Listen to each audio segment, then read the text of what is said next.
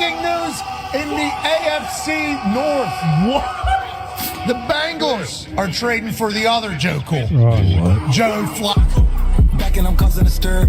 How the fuck I got the drink out of Europe? Shawty keep twisting her herb. She wanna see how the. Did you put the duct tape on? Jack Boys move, spit on the mic, nigga, check my that's what he's showing off. Killers, I'm Yep. flying private. Check my tool. Hey, what's up?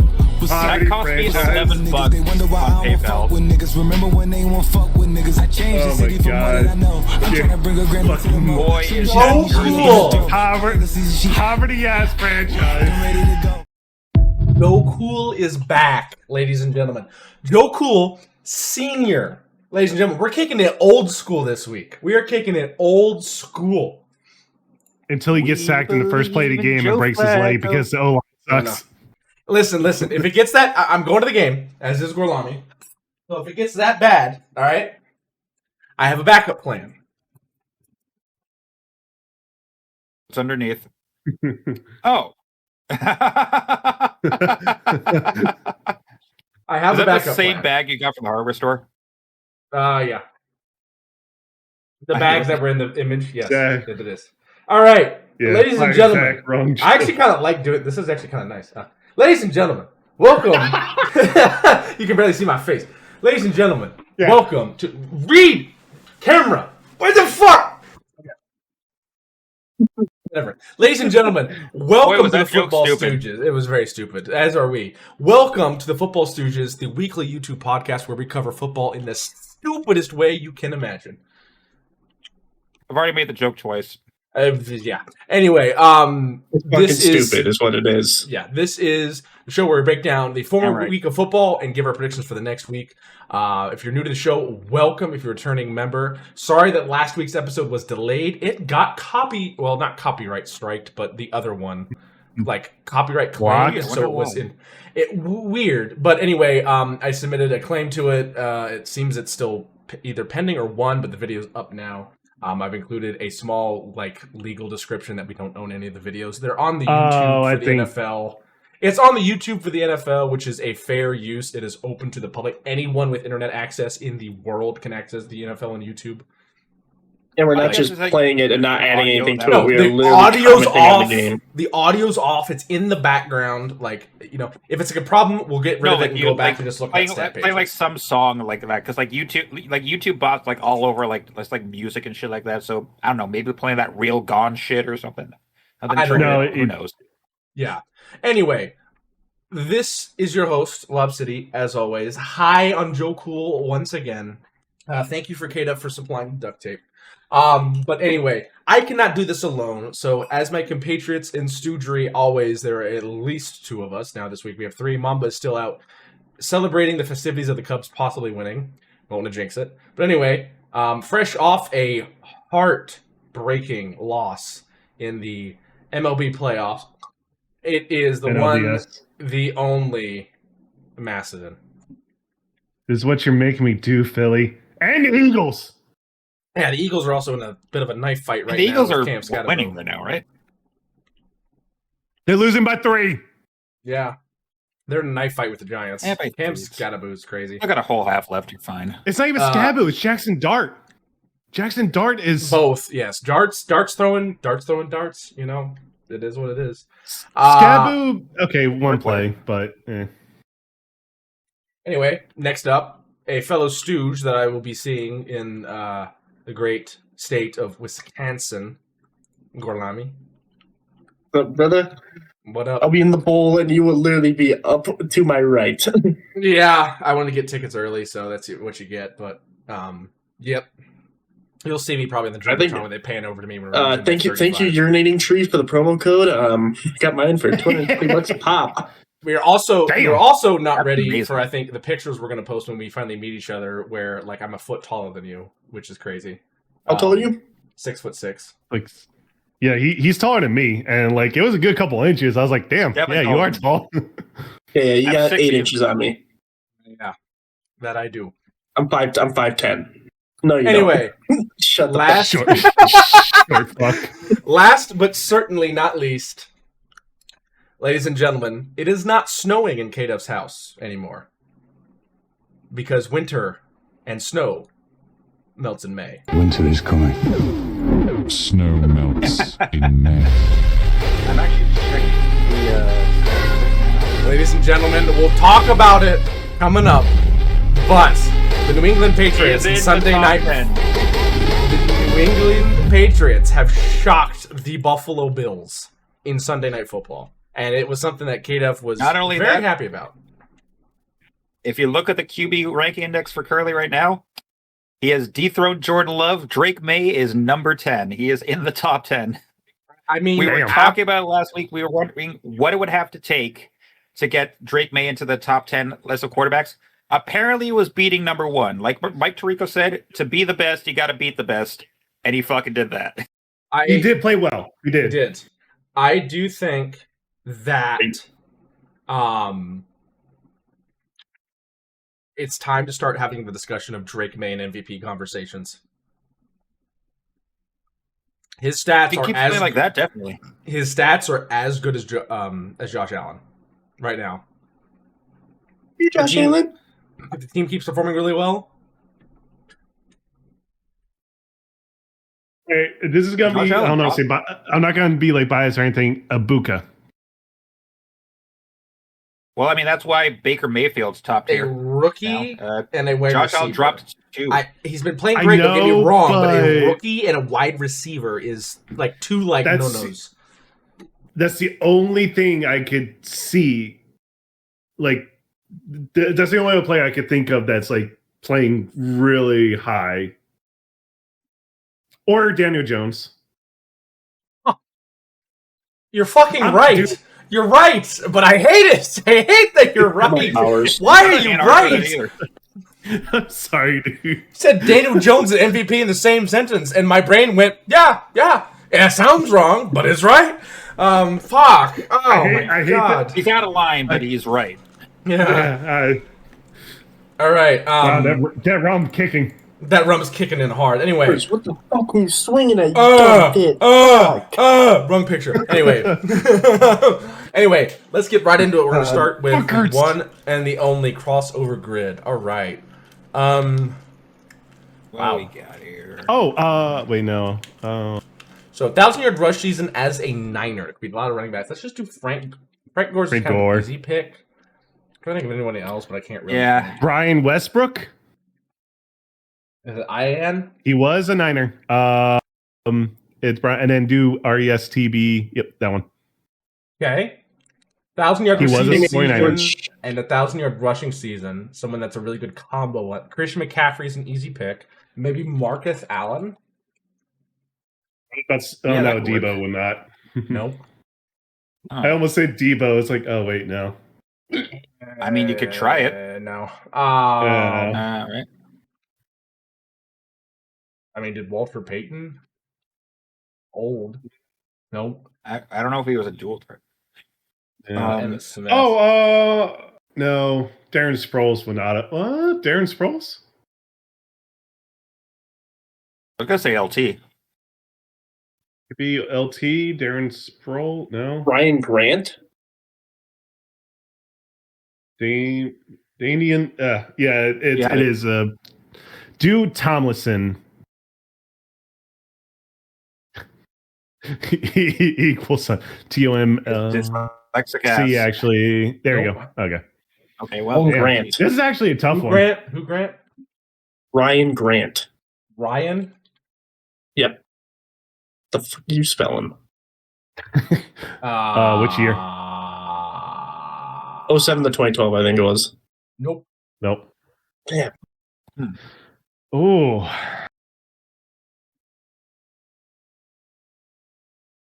Give a good combo back. no.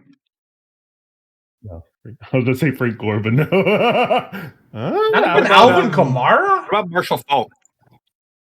Oh yeah, Marshall Falk. He did. Yep, Marshall Falk.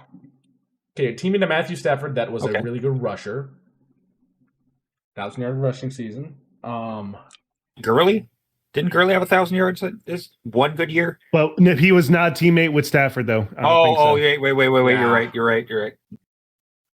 Those old school Lions. Or Oh, Kyrie Williams. I think he had over 1,000 yards a year or two ago. Nope. Not Kyron Williams. Oh. We're gonna have to thank Lions backs. Wow. Holy shit. Who was the Lions running back? Oh. Forgot about that. When was he a teammate of Stafford? Lions. When the fuck? Oh, he was a Lion at one point. Yeah. Adrian Peterson had this end of his career like Joe Flacco nowadays, just hopping around. I was gonna say Reggie Bush. 1,000-yard receiving season Fuck as off, a Reg. Ram. Let's. The joke is fucking brain rotting me. I typed Adrian beat your son in Google and it still gave me AP.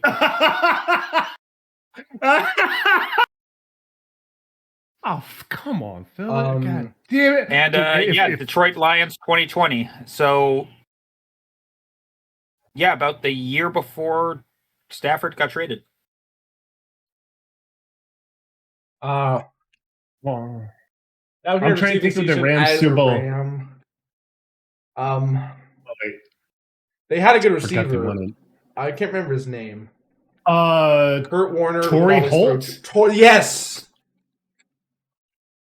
He's got to be on here. He will be. Am I spelling Torrey wrong? It was Yeah, 2 R's. T-O-R-E-Y. 2 R's. Okay. There you go. He made a Matthew 7 Wow. squad the Rams, Blake Corum. And then Sure.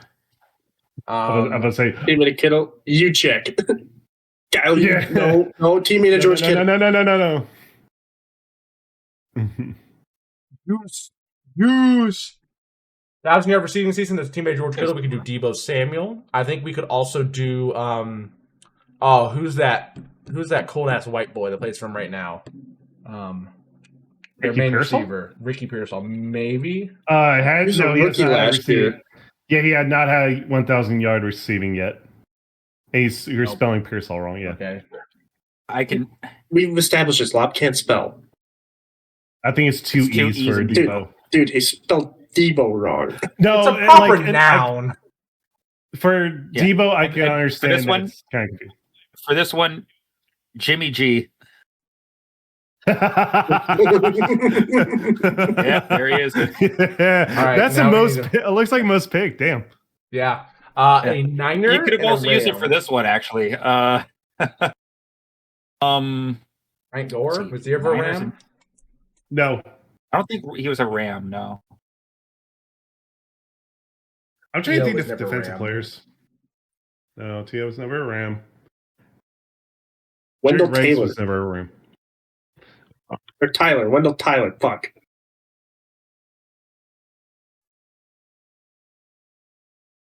Two E's. There. 2 L's. Wendell Tyler. There we go. Hey, Hey, nice. Reggie Jimmy Bush. Garoppolo. Who will Reggie Like I Bush? said, Frank Gore. Garoppolo. You can The use only for both. highest ones we did was Debo and Jimmy. Yeah. Does it work? Nope. No. Still no. Ugh. Fix Alright. your shit. Moving on. College football. Ooh, So- I have a good argument here. What's your argument? Go ahead. So Indiana and Oregon are playing each other, right? No. If Okay, I know. Sorry, Yes. Indiana, Oregon. Yes, sorry. This week, Sorry. yeah. if Yes. Indiana wins, that's 2 top 10 wins from. Where do you think the AP poll would place them if they won? 7th. 7th. Maybe 6th. For They beating don't care. Oregon? They're not a blue blood football team. They're not going to give it to them. What would they deserve? They if would they beat deserve. them? That's 2. They would deserve probably like top 3. Yeah. Probably above I would say number 2, maybe behind Ohio State because they beat the dog shit out of Texas. But maybe 1 or 2. Yeah, I can see it. That's a big ass though to beat Oregon in Oregon. That's tough. They beat Ohio Illinois at State. Illinois. Ohio State has a Anything's tough. possible. Ohio State has a tough matchup against Illinois in Champaign. Number 2, Miami has a bye week. Then play Louisville. Oregon will play Indiana at home. Number 4, Ole Miss will play Washington State. Number 5, Texas A&M will play Florida. Then Oklahoma, who was ranked 6th, will play at Texas. John Mateer still listed as out, could return. We don't know yet. Still up in the air. But they're playing at Texas in the Red River Shootout in the Cotton Bowl. Indiana, as I said, will be playing Oregon. They're number 7. Alabama at number 8 will be playing at Missouri. Upset alert there. If any team's going to be upset, I totally believe Alabama could lose to Missouri. Texas Tech, their first time there is ranked, as you can see there, since 2013. They'll be playing Kansas. Georgia will be playing Auburn. LSU will be playing South Carolina. Number 12, Tennessee will be playing Arkansas. Georgia Tech, ranked 13. They moved up a little bit. Very good. They'll be playing Virginia Tech. Masterton Haynes King is going to look like Johnny Manziel. Be careful. Missouri will be playing Alabama. I hope Missouri wins. These unranked teams, these low-ranked, really good teams need to get some higher rankings. Michigan will be playing at USC on the 11th. Notre Dame will be playing North Carolina State. Illinois will be playing Ohio State. BYU will be playing at Arizona. Number 19th ranked Virginia will be playing Washington State. Vandy lost to Alabama and fell only a spot. They'll be playing LSU. Hopefully they can bounce back there. Arizona State will be playing at Utah. Iowa State will be playing at Colorado. Memphis will have a bye week. They're ranked 23rd. They're playing at UAB. They are still undefeated. 4-1, South Florida, 24th overall, will be playing at North Texas. And right below them, Florida State at 25, sneaking in after falling 7 spots after losing to Virginia. They will be playing Pittsburgh. Other votes, Cincinnati for knocking off Iowa State, got 129 votes. Texas with 111. Once again, we need to talk about this. Penn State was in the top 10 2 weeks ago. They lost to Oregon in double overtime. Understandable. Oregon's a really high-ranked team. They're doing really well, whatever. The next week after that, they go and play UCLA when UCLA fired their entire coaching staff, and 31-year-old Josh Heupel was the offensive play caller. They lost to UCLA, and got destroyed. DJ Unguli, right? Is it no? Is it DJ Unguli? I don't know. Or is it DJ Ukulele? I don't fucking know what. No, it was Tennessee quarterback. No, Nico Amalevalia. Hey, dude, I don't know. Was that Attack of Iloa in college? I'm a Leva. I am a Leva, I think is how you pronounce it. Nico Amalevalia. Oh my god. Amaleva. Nico, I'm gonna leave this bitch. What the? Fucking Cam Scatterboo just laid out a linebacker. Fucking Christ. So Polynesian quarterbacks are great. He's that Holy moly, these names. We need like the parentheses after them. I like Tua Tagovailoa, Nico Amaleva, or Nico DJ Unguli. No, like Roger Goodell are going to butcher if he's announcing him on the thing. Like the Minnesota Vikings select Nico Iamaleava. Yeah. UNLV game notes. So Penn State lost. James Franklin's seat is red hot, and Drew Aller is not getting drafted. That's just what's happening. Oh yeah. All right. With college football out of the way, we will now move on to KDUF news. What the fuck was that, Jackson Dart?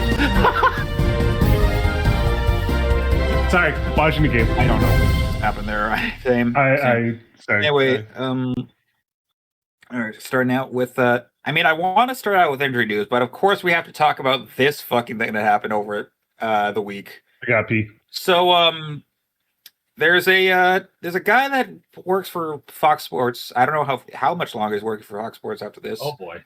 Who's a former quarterback of the NFL League. Former butt-fumbling quarterback Mark Sanchez was actually supposed to be in Indianapolis to cover the Colts and Ravens game.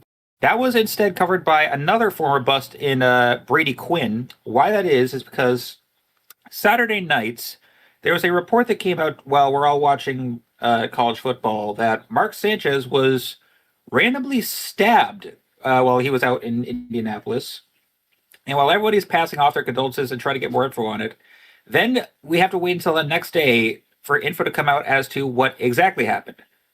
So according to the police report, or after he was charged with drunken disorderly conduct, a felony battery, and unlawful entry into a vehicle, the story is Sanchez got himself absolutely shit-faced, started picking a fight with a guy who's... The original report said DoorDash driver. It turns out it's a dude cleaning out a grease trap for a restaurant and it was like just had his truck parked outside. At some point, he just starts going up to him and say like, "Yo, you can't park here. I'm a manager." Like, no, you are not. You're a fucking guy who tried to hide eating hot dogs on the sideline and got butt fumbled out of the league. So he gets it. It somehow turns into a fight where Mark gets pepper sprayed still, and it's still like beating the shit out of the guy. And I've seen the images of what happened to the other guy. It is not fucking pretty. To the point where the guy was fearing for his life so badly that he stabbed Mark Sanchez 3 times. So like I said, he's been facing a slew of charges, and at worst, you could see him up to 6 years in prison. So, oh my god, I saw this meme the other day. Mouser just posted something in chat. Shout out to Utree, I'll be able to say that. But yeah, that's this Mark Sanchez situation discussed, which I feel like we're all just going to say the same thing, just another butt fumble for him. I'm overusing it, but that's the only way I can fucking describe it. Like, dude, butt fumbled his career off the gridiron, and now he's butt fumbling his career off of sports casting. Yep. Anyway, with that out of the way, injury news. Out for the years, not very many, but it's just a couple. First off, Colts kicker Spencer Schrader tore both his ACL and MCL on a collision while doing a kick. And Patriots he got ran the fuck over. Yeah, and Patriots running back Antonio Gibson also tore his ACL, which might actually convince Vrabel to actually fucking use Trevion Henderson for once. Like, fucking hell, like, how many times do we need to just, like, get him actually into this fucking system? Anyway, short to long-term stuff. 49ers, good luck news for tight end George Kittle. His hamstring injury is getting a lot better. He's now expected back by week 7 at the earliest. Bad news for the Ravens, though. They are not doubtful that that Lamar Jackson's hamstring injury is going to be better in time for their game. So once again, it's looking like more and more of Cooper Rush or Tyler Huntley being the way for the foreseeable future. Let's see. Vikings center Ryan Kelly has been moved to IR because he still hasn't cleared concussion protocol from a game earlier this year. Buccaneers running back Bucky Irving dealing with foot and shoulder injuries that could keep him out for another 2 weeks at minimum. Bills cornerback Dorian Strong's got a neck injury that's going to put him on the IR for 4 games. Chargers running back Omari Hampton's ankle injury, 4 games minimum. Lions cornerbacks Khalil Dorsey, concussion and a wrist injuries. That's going to get him out 4 games. Well, cornerback Terry Arnold's got a shoulder injury that has no definite time for return. Jaguars tight end Brenton Strange, his is a little questionable because it just lists as lower body. He's out at least a month for that. And then out for this current contest between the Giants and the Eagles. Giants wide receiver Darius Slayton's got a hamstring injury, and Eagles tight defensive tackle Jaden Carter's got a heel injury that will not see them either of them enter. Questionables going into the week. Both Raiders tight ends Brock Bowers and Michael Mayer. Bowers got a PCL strain he's been dealing with. That kept him out last week. And Michael Mayer's in concussion protocol. Packers, they are opening the 21-day practice window for Christian Watson on the return from his torn ACL from last year. Cardinals quarterback Kyler Murray's got a foot injury. Lions offensive tackle Taylor Decker with a shoulder injury. Cowboys wide receiver CeeDee Lamb with an ankle injury. Steelers wide receiver Calvin Austin with a shoulder injury. Broncos linebacker Alex Singleton with a finger injury. Jets quarterback Justin Fields with knee injury. Rams tight end Tyler Higbee with a hip injury. Colts cornerback Kenny Moore apparently strained his Achilles, not tore it, as some feared. Basically, the entire Seahawks secondary, safety Nick Amenwari with an ankle, Julian Love with a hamstring, and cornerback Devin Witherspoon with a knee injury. Chargers guard Mekhi Becton's got a hand injury. Patriots safety Jalen Hawkins with a hamstring. Saints running backs Alvin Kamara and Browns defenseman Myles Garrett with ankle injuries. Browns also tight end David Njoku with a knee injury. Titans wide receiver Van Jefferson with an ankle, as well as defensive tackle Jeffrey Simmons. Chiefs wide receiver Xavier Worthy with a shoulder injury, and Commanders wide receiver Terry McLaurin with a quad injury. Now, as for signings, trades, and etc., as we discussed, the Bengals have acquired elite former Browns quarterback Joe Flacco and a 6th-round pick in a trade for a 5th. which I mean, I don't know how much better that's going to make you if the Browns are trading him off. Let's see. They also made another trade. They've swapped cornerbacks. They've acquired former Jaguar Tyson Campbell in exchange for their former first-round pick Greg Newsome. Bengals also, to make room for Joe Flacco, you released Mike White. So, I mean, that's one problem. Good luck. Solved. Good luck. Mike White would have done so much better. Yeah. Exactly. Raiders also released linebacker Jermaine Pratt. Steelers have signed former Panthers running back Rasheem Blackshear. Also, Jermaine Pratt did get signed by the Colts. Oh, I missed that. Yeah, former defensive coordinator Lou Anarumo is now with the Colts, and so he saw Pratt get released and got him. Oh, nice. Yeah, it's Raheem Blackshear. Pratt was a former Bengal, wasn't he? Yes, he was. I think he's always been a Bengal. Then a Raider, then a Colt now. Yeah. Yep. I see. Steelers signed Blackshear. And the Ravens, they've got some new additions for their defense. First off is former Texan safety C.J. Gardner-Johnson. And they've also acquired former Chargers safety Alohi Gilman in a trade for defensive end Odafe Owe, which that move saves the Ravens $8 million cap space. And after the Schrader injury, the Colts have signed former Lions kicker Michael Badgley to their roster. As for miscellaneous stuff around the news, I mean, we're obviously going to be talking about this once we get to the Titans-Cardinals game, but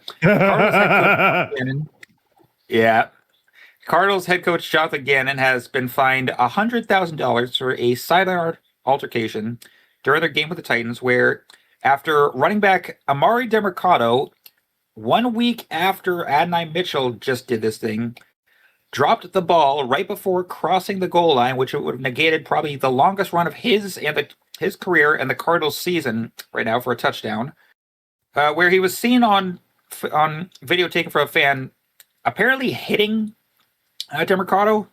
So he's been fined for that. Also fined for that, our good old friend Jared Jones. He has been fined $250K for flipping the bird at a Jets fans at MetLife.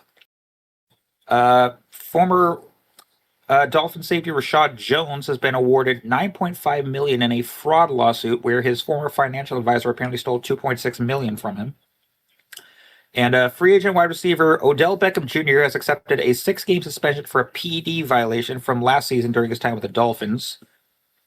I mean, why are you getting suspended if we know you're not going to play this year, if not maybe ever again? But whatever. Other stuff. With losses by both the Eagles and Bills this week, the 72 Dolphins still stand alone as the only team to go undefeated and is the earliest, I think, all teams have been beaten by week 5 since, I think, 2014. Yeah. Voice crack there, excuse me. Saints wide receiver Rashid Shaheed set a record with the fastest speed recorded on a touchdown run at 22.7 miles per hour during their game against the Giants. And then it's just a couple somber moments for the losses for the Ravens here. First off was their Ravens superfan Captain Defense, a.k.a. Wes Henson. He passed away at the age of 75. Former Navy serviceman and a just diehard Ravens fan that was at just about every game. Like every team's got their like that super fan that you know. Like Chiefs had a Chiefs aholic before he got arrested. Jets had Fireman Ed, and the Ravens just lost probably one of their biggest supporters. So that's sad for them. Also sad, they've also lost former defensive tackle Arthur Jones. He passed away this week at the age of 39.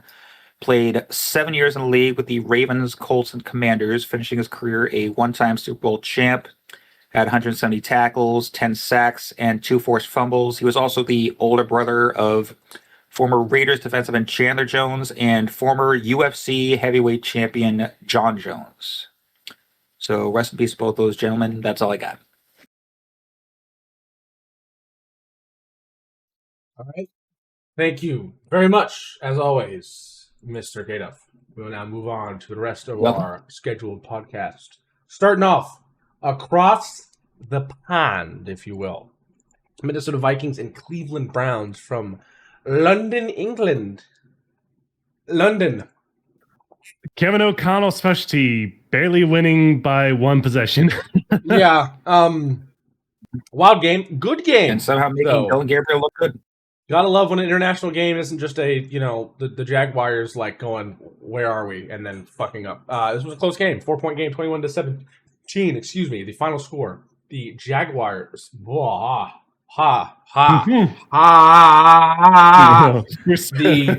Vikings get the win by 4 against the Browns. So Joe Flacco came back to the United We States. expect the Jaguars to always be playing in London. Yeah. Joe Flacco came back to the United States, and they said, well, nope, you're taking a flight. Instead of you're going from London to Cleveland, you're going to Cincinnati. Bye. And sent him on his way.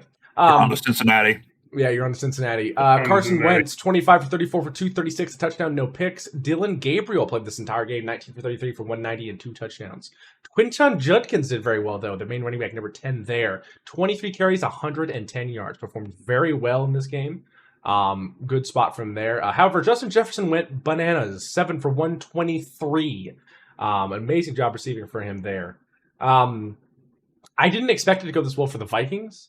Carson Wentz did take 3 sacks, but I expected a lot more. Honestly, I wouldn't have been surprised if you would have said that Carson Wentz took 9 sacks, because this Vikings O-line has been pretty bad, and this defensive line for the Cleveland Browns is insane. Not only do they have Myles Garrett, they also had a first-round draft pick Mason Graham, as you can see in the middle there, who's just a freak of nature.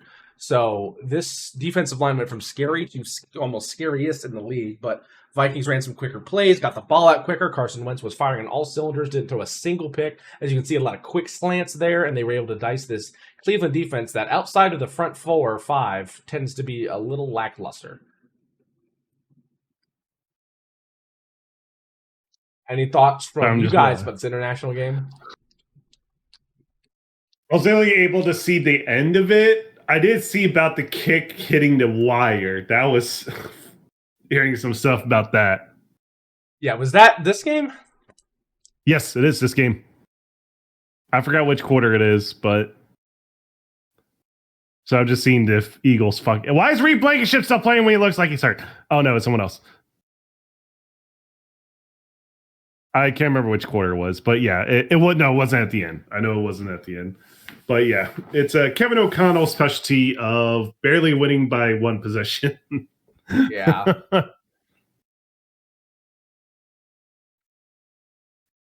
Forget where it's at. Yeah. Oh, that's right. They're not showing it. That's right. It's not on any highlights. I saw a video talking about it that will not be on any highlights. Really? Not Yeah. on any of the highlights. Nope, not on any highlights. I thought I saw something about it. It was some other people, but yeah, I okay. But as we're saying, the Browns still. Oh, this was. That's the Jets, Cowboys. Yeah. Yeah, but it was not on the. Yeah, we can stop looking for it, but yeah. Browns, yeah, you suck. How'd you get that win against Green Bay? Green Bay underestimated them, as they always do. Yeah. For the Vikings, good win, way to get it done, especially against this defensive line. Honestly, good job there, especially with your injured offensive line. We did a pretty good job. The running wasn't phenomenal. Jordan Mason, 13 carries, 52 yards, and a touchdown. Like a little bit more production, a little bit more balanced of attack. Yeah. But at the same time, Carson Wentz and Justin Jefferson going off is great. Seems like Carson Wentz might be your quarterback going forward. I don't know about JJ. We'll see how that goes. But then for the Browns, I mean, you're starting Dylan Gabriel next week. How much longer do you think you go if you keep losing until you start, fuck it, Shedeur Sanders, see if the hype is real? Instead of losing by 3, they'll lose by 20. I mean, who knows? He might be able to pull something off. He went under 500 at Colorado. But the bright side for this group, for the Browns, Quinton Judkins looks good. Pretty good, yeah. 22 Nick carries, Chubb 110 replacement. yards. I mean, yeah. He's a little less brute force and a little more speed and quickness, but again, not bad, especially this O-line still performing well. Wyatt Teller's still in the league and still dominating. So, yeah. Not much else to say about this game. So, good win there. Moving Not on really, no. to the Vegas Raiders and the Indianapolis Colts. So Vegas, how's Pete Carroll and Tom Brady doing to help you? Not a damn thing. This is their first week, or first year. I'd give them some slack. However, this was rough. The final score was 40-6, and the Colts scored 40. If you'd have told me early in the year that Daniel Jones and the Colts would have scored 40, I told you were insane. If you told me that they would start 4-1, I would tell you to go to a mental facility. But this is reality. As much as, you know, If you AFC told us South that fans. Daniel Jones could be having MVP performances week after week, I'd fucking like smack you across the face and tell you to get a hold of yourself. Daniel Jones went 20 for 29 for 212, 2 touchdowns, no picks. Geno Smith, 25 for 36, 228, no touchdowns, 2 picks, 4 sacks. Ashton On paper at the beginning of the year, those two stats should be flipped. Yeah, on paper, Ashton Denty, 14 for 67 rushing, 5 for 42 receiving. Decent. Trey Tucker, 4 for 62. Jonathan Taylor, 17 for 63, 66, and 3 touchdowns. They were abusing this defense. They were dominating offensively. They were even like giving it to Geno Smith defensively as well, to the point at which the team only scored 6 points. Yeah. Jackson Dart might be hurt. On looking at either side of the coin here, for the Raiders, do you? Yeah, he got rocked a bit hard there. What's the problem with the Raiders here? Is it Geno Smith? Is it just a first-year head coach? What are we like? Everything move on? except for Max Crosby and Brock Bowers and Michael Mayer and Ashton Owner. Denty and Okay, yeah. so it's up in the top. I mean, Sorry to pause real quick. For Maston, you might come back and win this. I just saw Russell Wilson warming up. I know. I just saw the Jackson Dart getting hurt that play. So it wasn't like illegal head-to-head contact. Is this like a move on from Geno Smith game? Maybe he's been looking move on terrible this whole. Yeah, that's true. Who do you move on to? Yeah, Draft somebody. Really that much better? Yeah, this might be. I mean, Pete Carroll's good at drafting. So if he has the ability to see draft him definitely players, going for a quarterback right now. Yeah, I mean, so Carson go to Beck. PFF, see what the are looking like. I mean, if anybody is going to be a Raider, it would be Carson Beck. The dude is the Max Crosby quarterback. He looks like a Max Crosby at playing quarterback, literally. Pale white dude, ton of tattoos, real lanky. Okay, going to quarterbacks top rated. The 5 top rated are Fernando Mendoza out of Indiana. Yeah, he's performing very well. Crazy. Yes. Yep. Dante Moore out of Oregon. Okay. Ty Simpson out of Alabama. John Mateer out of Oklahoma. Yeah. And Lenore Sellers out of South Carolina. Yeah, I could see Sellers be a first round, maybe second round. Yeah. But if I were to say for the Raiders fix, it's up in the top. I'm sorry. There's a lot that Davis. Bowl cut needs to be fixed with Davis up on the top. It's a bad bowl cut. But yeah, the Raiders have a lot of issues to address. Is Geno Smith the answer? You can't really change that unless you want to make a trade. Fuck it. I mean, you could bring Russell Wilson in unless Jackson Dart's hurt, then you got a big problem there. But anyway, moving on to the Colts. I mean, phenomenal. I mean, if you're going to be a good team when you're going up against bad teams, you need to give them the business, and you gave them the business with a capital B. This is textbook performance to handle a shit team when you've got. This is damn near biblical. This is like the 13th plague right here. This was some like belt to asshole, this was some. Fire and brimstone right up your ass. Yeah. The defense looked pretty good for the Colts. A couple of big plays here and there, but they were shutting some stuff down. Offensively, I had 3 touchdowns for your running back. Your quarterback looks unstoppable. This is the best quarterback performance for the first couple weeks since Peyton Manning was a Colt. Andrew Luck. since Andrew Yeah, Luck true. was a Very Colt. true. Yeah. I forget about Luck sometimes. You could say that the Colts only beat bad teams, while the only good teams they faced this year has been the Broncos and the Rams. When they barely lost to the Rams, and they barely won against the Broncos, but they've been handily beating Dolphins, Titans, and then That's the Raiders. thing. Good teams play consistently, and they go out and they beat the shit teams, and then against really good teams they might win, they might lose. But what happened? What did he do? Sorry. Well, that was He instant. just that shit pass. Was it a pick? Okay, sorry. No, he just threw it to the ground. but it was not great. Yeah. Dable's like, is this, why did we is this a fucking Quentin put him Nelson in? pull? Oh, baby. Oh, my God. There was another play. There was another play that was a Quentin Nelson pull that was actually really good. It went to the left side. Oh, baby. Dude, it's like poetry in motion. Why aren't you a Bengal? No, it was either Quentin Nelson pull or a center. Oh, watching Quentin Nelson pull just like it's just something, spiritual, man. Is It makes you moist. Quinn Nelson pulled like code for you for something? Dude, watching a Tom Brady spiral, Quinn Nelson pull? a Darrell Revis coverage or Quentin Nelson pull, or like a downhill like Scattaboo run or like an old school Chubb kind of run, just also Pete Carroll, was that a read option? Was that a speed option? That was a speed option. You sly fuck. That was a speed option in the NFL in the year 2025. You cheeky silver-tongued fucker. Oh, That's the only way Gino can make a pass. Oh. Okay.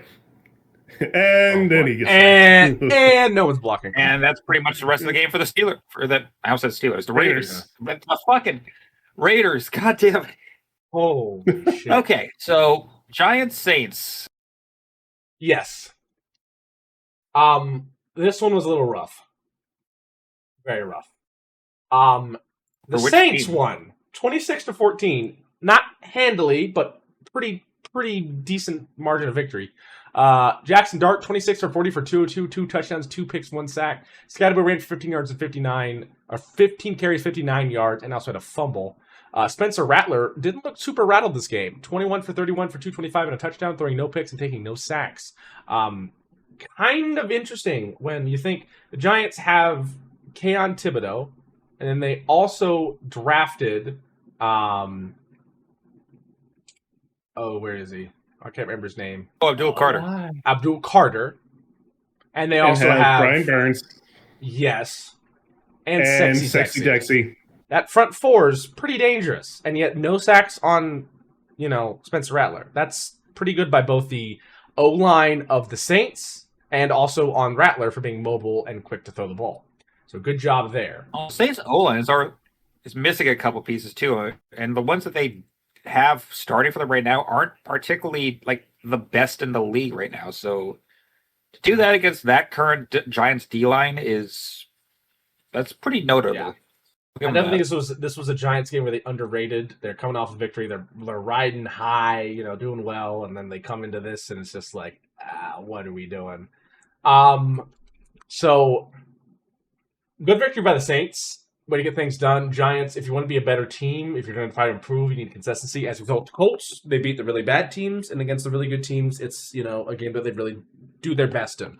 This is not a team that's going to try to move forward and get to the playoffs as if you're losing these gimme games to an 0-4 Saints team, giving them their first win on the season. Not good. For the Saints, Taysom Hill's back. Spencer Rattler got a win, so that means you're going to continue starting him at quarterback. Taysom Hill. Just start Taysom Hill at this point. Like, no disrespect to Rattler. Yeah, so I can put him at tight end for I will put him at tight end to beat Gorlami with. Yeah. Other than that, I mean, an amazing day by Rashid Shaheed, 4 for 114 and 1 touchdown receiving. Played out of his mind. I mean, as the Giants defense, you have all this money in the D-line. 4 guys that at any moment, if they made a Pro Bowl, no one would be like, wow, they really did it. It would be expected. especially out of Keon Thibodeau and Dexter Lawrence. These guys are supposed to be perennial Pro Bowlers. These guys are, they don't call it the sexy Dexy because he's kind of mid. They call it the sexy Dexy because that guy sacks the quarterback a lot. You had no sacks. Mm-hmm. Like,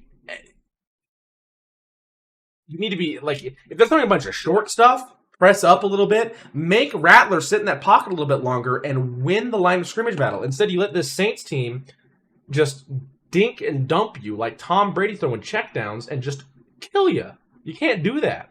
If you have a good D-line, you need to make it so that D-line can win you games. And to do that, you have to play a little bit up with your corners if the enemy team is just throwing these 3 to 4 to 5 yard slants.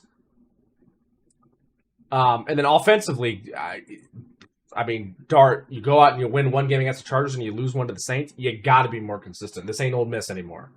Every team you're playing is a consummate professional. You don't have any games against South Mississippi Tech, all right? You got to go out and you got to play every game like it's your best. Any other thoughts on this one, fellas? Two shitty teams take ball. Well, one of those shitty teams is like was beating you tonight, right? I know. Don't remind me. All right. I'm angry about it. Moving on. I'm so angry. Dallas Cowboys and New York Jets. Now this one's a little more what we expected. A little bit. Jets were wearing a solid uniform of theirs. They're all blacks, which were pretty solid. I expected them kind of a little bit more of a night game, but again, who's putting the the Jets in prime time? 37-22, the final score from Rutherford, New Jersey. Cowboys get the win. Dak Prescott 18 for 29 for 237 and 4 touchdowns. Javonte Williams ran 16 carries for 135 yards and a touchdown, and their top receiver Ryan Fulnoy 6 for 114. Justin Fields, on the other hand, 32 for 46. 46 pass attempts for Justin Fields.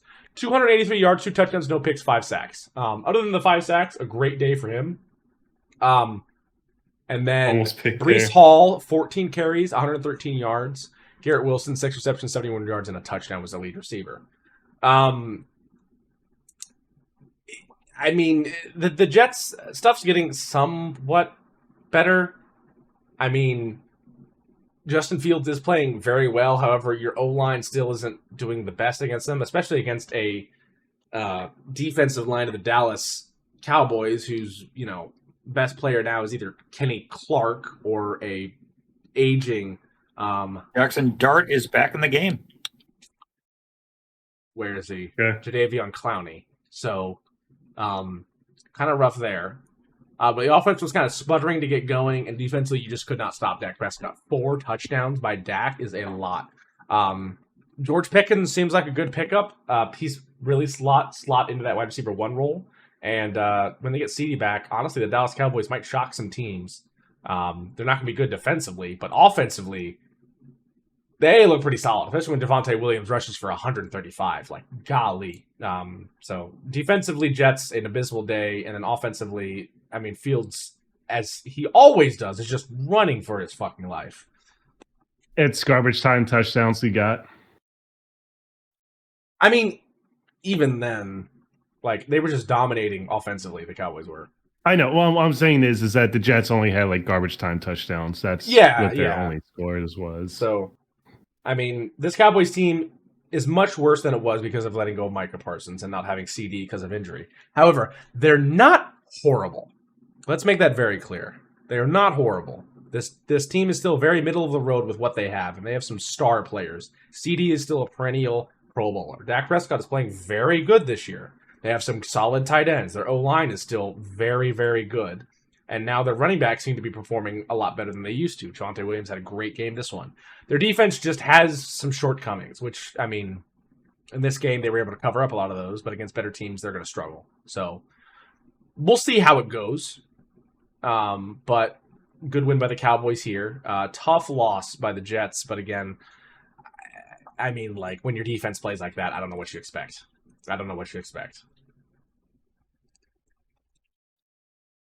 So what did Joe Namath do with the Devil to get that Super Bowl win? To have the Jets just I mean, it was back when they were, what, 8 teams? 12 I'd say teams? at least 3 blowies and maybe I don't know what else. Moving on. Anyway, Macedon, buckle up. He's just screaming. Hey, full He might game! be- You only This played.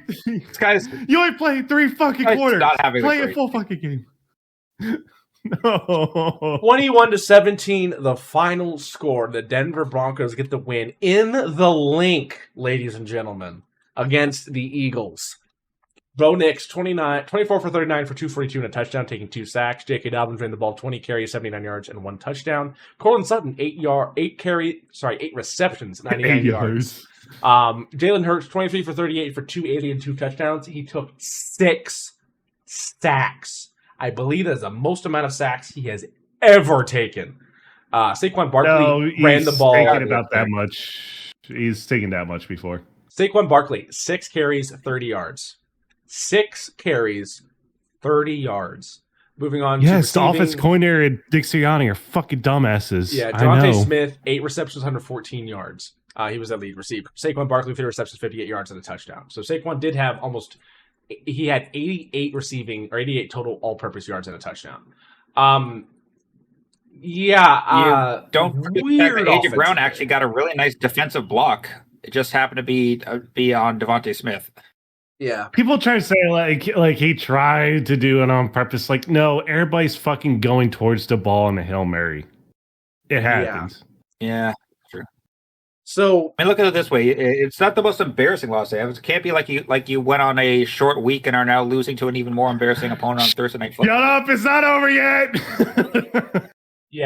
Eagles are struggling with some issues, some inconsistency issues. Kellen Moore, come back. You don't want to be with the Saints. This is a very good Denver defense, and their offense is still struggling. But again, they were still able to put up 21 points, get a lead late, and you ran the ball with Saquon Barkley 6 times. At minimum, unless the game is for some reason super fast, Saquon should be getting 10 touches minimum, maybe 15. This guy is insane. We see NFL running backs nowadays, like Derrick Henry last year, they were getting 25. Instead, now it's like 6. What are y'all rationing around here? Give me them goddamn string beans. No. You know why? It's because the offense coordinator was like, "Yeah, I'm hearing ESPN analysts say we're not throwing enough, so I'm not gonna not give Saquon." Yeah, that was one of his fucking reasons. If you get a W, who cares how you did it? If you can get a W every week and you have 10 yards passing and 10 yards rushing, who gives a fuck? All that matters at the end is the W in the win column. That's all that matters. Then they lose like this, and then that's why I want Kellen Moore back. That's also one of the problems about Philly fans. You guys are very vocal, and I feel like that can affect a team a lot. That's the thing, though. It's like they weren't really saying about he wasn't passing enough. It's just some of the passes was not that good. I remember that being in the topic though about a lot of ESPN stuff. Is that like, oh, A.J. Brown's not catching the ball enough. Oh, Chris Jones. Yeah, that's said ESPN. You know True. But then they say that, and the Philly fans say that at the game when they're like 18 beers deep, and who knows? Just echoing talking heads, essentially. Yeah. For the Broncos, way to come back. Way to stay in the game. Amazing development game for Bo Nix. This defense played phenomenal. I mean, when you can sack Jalen Hurts 6 times, not only are you getting past probably the best offensive line in football, you were probably sacking the most physically strong quarterback in football. I don't know if there's a quarterback that is physically stronger than Jalen Hurts. There are some that are quicker, some that are taller and bigger. There are none that are as physically strong as Jalen Hurts. So, phenomenal job there. And honestly, your offense coming through and getting the late points that were needed was amazing. As we can look into the late game here. 18-17, 3 minutes, 27 seconds left. You're up by 1. Get a good catch there. Start driving down the field.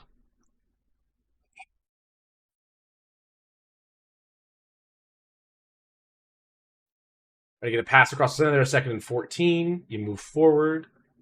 Now it's 3rd and 2. Throw out to the flat. Great stop by the Eagles there. But then a dumb late hit. That is undisputably a late hit. Guy is on the ground, has already rolled around, Instead, I believe that is your middle That was linebacker. That was Zach Bond. With a Like, late I hit. could see why. Like, it looked like he was still. They missed a fucking intentional grounding call. I will admit that one. True. Here comes Bo Nix. Ends up taking his only second sack of the game there. 4th down. They go for 3. They get it. Eagles are marching down, trying to march down the field. Start off the drive. Sack. Get sacked. If I step in the pocket, pocket closes. 2nd and 14. Screen, check down there to Barkley. Tries to get out of bounds. Can't. Down at the 30. 38 seconds left. You have no timeouts. 3rd and 7. 24. Get across the field. Broken up. Now you're forced. But then it's a penalty. So you get pushed up. You're nearly at the 50. 12 seconds left. Big throw down the field by Devontae Smith. Gets out of bounds. 9 seconds Dotson. left. That was Dotson. Sorry. Dotson. 29-yard line. You got a chance. 2 seconds. 1 second. Hail Mary. Here we go. Thrown up. And A.J. Brown Just massive and bodies. Devontae Smith. Massive bodies. Can't get it. And the Broncos get the win. That's a great win there. Moving on, Dolphins and Panthers. In the words of Eric Cartman, cripple fight. It's just getting worse and worse for Dolphins. But this is also. what's the name of the Hornets announcer that was doing commentary for this game? Because the hype he had about this, it feels like you're watching a Super Bowl. Oh, I can't remember his name, but he's great. I feel like we need to show a snippet of what he says because it's just that good. Look at Gus Johnson 2.0. Gus Johnson 2.0. Oh my fucking Christ! God damn it, Jalen! Yeah, let's listen to a snippet. Let's listen to a snippet right here. Out of bounds at the 8.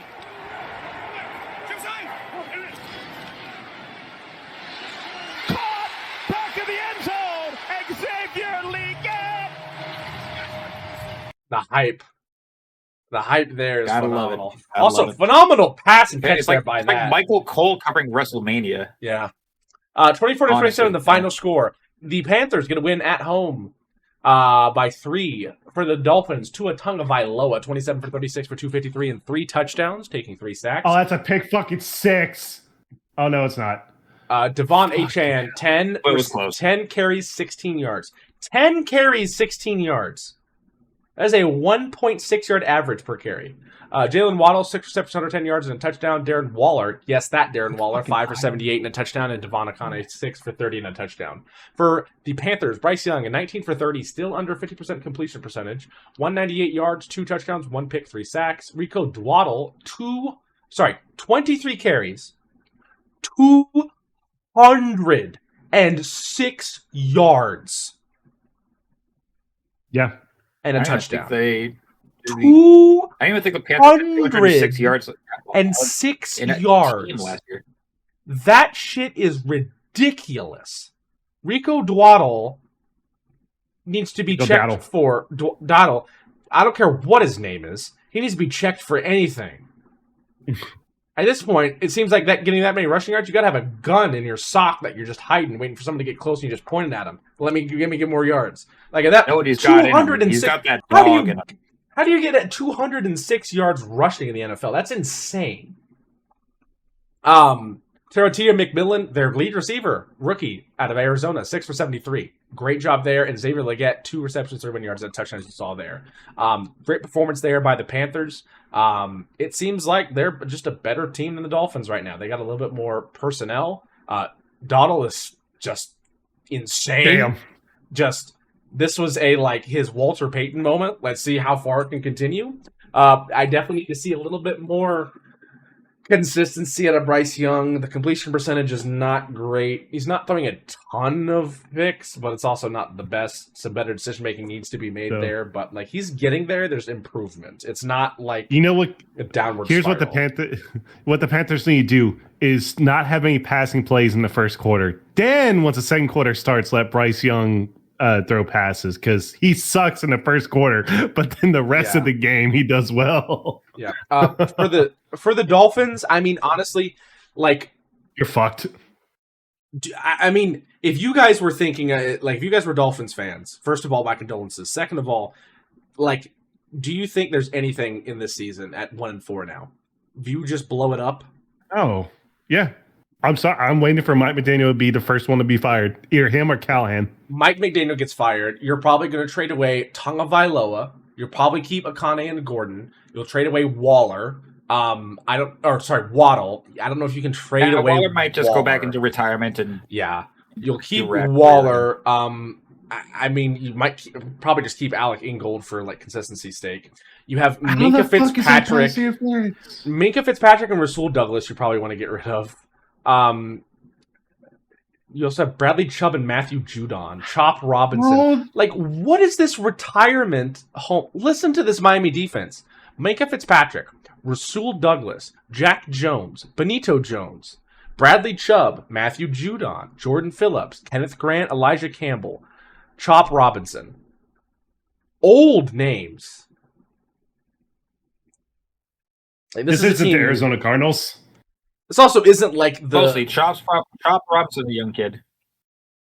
Yeah. Besides Chop, I mean, a lot of those guys need to go. It's not fucking passing interference, you fucks. All right. Yeah, for the Panthers, good win. Give Rico Dowdle whatever he wants. If he says, just give him a genie wish. Dog. Hi, Andy. And then for the Dolphins, I mean, honestly, I feel I don't know how much longer you want to go. I feel just blow it up. I don't think Tua's the answer for you guys. I think that you can get some trade value out of this stuff. You need to tank this season, I feel like. I think you really need to. All right. Moving on to the Texans and Ravens. Talk about belt to ass. Yeah. What the fuck was this? I feel like this is a combination of the Texans having those inconsistencies now where they're good this week, and then the Ravens also just deer in the headlights, and the Texans were a 18-wheeler holding 35,000 tons. There was no stopping. 44-10. Secondary shot to shit. No Lamar Jackson. Yeah. I mean, it was. Still, yeah. How 44-10. The final long? score. I mean, he's going to have a longer leash because of the Super Bowl victory, and also because of the talent of the roster. But yeah. How long was that? How long ago was that Super Bowl victory, though? Again, it was 15 years ago. If anything, it's going to be the longevity that's going to keeping him around. Yeah. Longevity, right? The AFC North team is not liking to fire their coaches unless they're named the Cleveland Browns. Mike Tomlin's been there forever. Harbaugh's been there forever. Marvin Lewis was there forever. Now Zach Taylor's been there forever, it seems like. AFC North teams don't like to fire their coaches as much. But same time, Houston Texans, CJ Stroud, 23 for 27 for 244, 4 touchdowns, no picks, 2 sacks. What the fuck? Where was this, dog? This is against a Ravens defense that is loaded with players. Malachi Starks, Kenyon Martin, Nate Wiggins, CJ Okoye, Jair Alexander, Kyle Van Noy. Some of these guys are offensive players. Mark Andrews, Charlie Kolar, David Ojabo. They're injured, yes, but they're still supposed to be a talented defense. Then again, also offensively, you definitely are helped because you're not playing Lamar Jackson. You're playing his brother from another mother, Cooper Rush, because their game is obviously so similar. He went 14 for 20 for 179, no touchdowns, 3 picks, 1 sack. Yikes. Derrick Henry, though, this was interesting. Derrick Henry, 15 carries, 33 yards. That's slightly over 2 yards a carry. That does... What? 2 yards a carry for Derrick Henry? They stack the box because Cooper Rush can't do anything. So they just stack.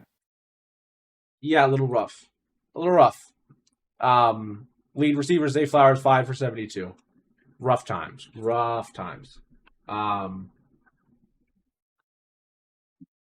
So, two things. The Texans, you do not get too high and mighty on this one. This is your second win of the season. You're not even 500 yet. You need to keep up winning if you're going to try to win this AFC South because the Colts, for some reason, decided to turn on the Jets. For the Ravens, get Lamar back and figure out a way to get Derrick Henry going. Because if you don't have this two backs, if you don't have this dual threat system of I can run it with Henry or I can throw the ball deep, then you don't have anything. Something's got to change. I don't know how you run this badly. So, yeah. Okay. Oh boy, are you guys ready for this one? Oh. Oh my god. Oh, sweet baby Rays. This was fucking hilarious. Well said. Upon reaching the end zone, I decided to celebrate. That's my salsa. Yeah, fucking Unity Tree video. When he posted that meme, I was like, please make a video. And it was glorious. Play some football. Suddenly I want to run. Here, hold this. I dropped my hot pot. Oh my goodness! My god. Yeah. How do you? You're the man. What the hell just Well, I happened? mean, that's, I will admit, that not expecting that one. But that one. All right, here he goes. And here it is. Here it comes. Hot dogging. You sure about that? You fucked the ball. You just blowing from stupid town? I'm surrounded by idiots. It's a floater! Hooray! 2 seconds later. Oh, look at that when his arm got it. What are you aiming at? Welcome to Joey Sly, everybody. Yes, a leg, but you can't hit for accuracy. That was. Oh, yeah. Firmly.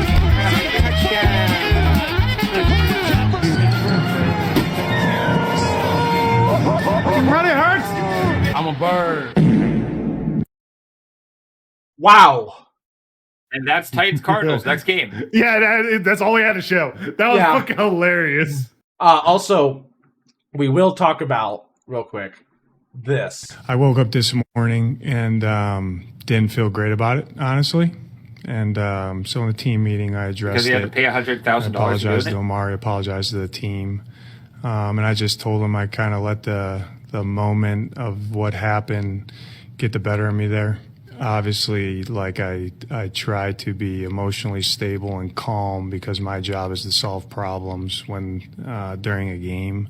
So it's not really who I am, who I want to be, and I told the guys that today. So it's a mistake by me. It's just like everybody in there. Everybody made some type of mistake yesterday, which is culminates to why we didn't win the game, and we can't let it happen moving forward. So, a couple things about that. One, that apology was kind of weird because he went from going, oh, I made a mistake, to the whole team made mistakes in the way of the game. No, we're talking about you hitting another man when you are in a position of power. That is an abuse of power. I have been a football head coach before. Again, not at the same level as the NFL. I'm not saying that. You don't hit players.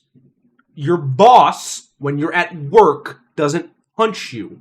Your coach, when you're a football player, shouldn't hit you. If I were GM of the Cardinals, first of all, how did I get there? Second of all, you wouldn't be coaching at least for a week. Maybe not fired, maybe don't want to skip right there right away, but at the same time, that is inexcusable. Second off, like, you can get into a player's face, you can yell at them because of what they need to do to get through to them. You do not physically assault them like that. Also, at the same time, like, what do you think is going to happen when you talk to some of those players like that? You do that against, maybe like a DB that's a little smaller or something like that, a guy that's a little dismissive, whatever. You do that against, like, what, fucking James Harrison, who was really fired up about this? You're dead. You're just dead. No one's stopping James Harrison from murdering you live on national television. No one's stopping him. Like, you're just gone. So, like, I don't know if that's going to contribute to his standing as a head coach. I hope it does, because, again, you don't do that. That's an abuse of power. That is not fun. What also is not fun is the fucking way the Cardinals lost this game. What the fuck? Barkley! This was the most just like this was a peewee game. Not in the fact that the players are bad, but like the shit that happened. Missed extra points, missed chip shots, fumbles, miscalculations, errors. Like this play right here, take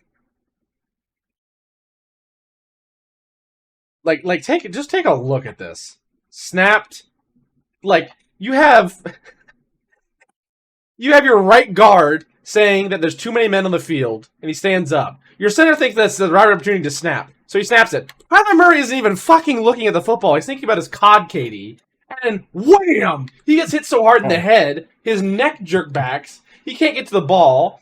Jonah Williams, as always, has two fucking, tungsten cinder blocks for feet. Let someone zip right by, and then you can't fall on the football. Titans get the ball back. It's 6-21, though, near the end of the third. And then where's that fucking play? Here. Break through the line of scrimmage, amazing run, great hat on a hat blocking. You're running down the field, and then you decide to Buffalo Bill it in the Super Bowl, and you drop, or Cowboy it in the Super Bowl, and you drop the ball before the end zone. Horrendous. Deshaun Jackson. They call it the Deshaun Jackson. The Deshaun Jackson, yes. And not even touched. Yeah. Wait to do that till you get to the back of the end zone. Yeah. Touchback, Titans get the ball back. Way past this. They missed the field goal. Yeah, missed the field goal. 8-point game. Where's this pass? That's it. Yeah. So Cam Ward rolls out, throws the football, miscalculation pick. Great pick there. You fall down, you don't get touched, and you just drop the rock, and then someone, instead of falling on it, kicks it, touchdown. What the fuck? How does that happen? I can't tell you. I don't even want to talk about it. This was such a weird game. Such a weird game. At least we got to a good game now. Yes, this was a great game. Not only a great game, throwback unis. Both teams wearing their original uniforms, I believe. These were the original uniforms for the Buccaneers for their inception in the 90s, and I believe also the Seahawks. Their 70s. 70s. And the original inception uniforms for the Seahawks, or at least close to it. This was a phenomenal game. Not only did you have the creamsicles going on for the Bucs, this was kind of an early game in Seattle because it was one of the earlier windows, especially for them since they're West Coast. Seattle was wearing those Steve Largent era bright green and blue uniforms with the silver helms. Looked phenomenal. This was just an old school game. I would like to see this in a bit of like a tint almost, like the old school cameras, just, get that old school NFL Films vibe. But 38-35, the final score, the Buccaneers get the win at the Lumen Field in the Seattle. Baker Mayfield, 29 for 33 for 379 yards and 2 touchdowns with 1 sack. Rashad White, 14 carries, 14 yards and 2 touchdowns. Then Emeka Egbuka, 7 receptions, 163 yards and a touchdown. Whew. Rookie of the year. Just put him rookie of the year right now. Cam Scadaboo's been good, but wow, dude. That's something. Then the Seahawks, Sam Darnold, 28 for 34 for 341 yards and 4 touchdowns with only 1 pick. Kenneth Walker, 10 carries, 86 yards. And JSN, 8 receptions, 132 yards and 1 touchdown. As much as it pains me to say as a Michigan fan, Ohio State's producing some damn good receivers. Egbuka and JSN both led the game in receiving, and they both had over 132 receiving yards each. Wow. This was an offensive showcase. Both quarterbacks played phenomenally. However, I think if we look at, MVP favorites way too early, obviously we talked about Daniel Jones, we're going to also talk about Drake May. However, what do you guys think about Baker Mayfield? I could see. Yeah, probably. Now, if you're to rank those 3 right now in MVPs, if you're an NFL MVP voter, who's you're giving your first, your second, your third between Baker Mayfield, Daniel Jones, and Drake May? Try to remain unbiased, Gaduff.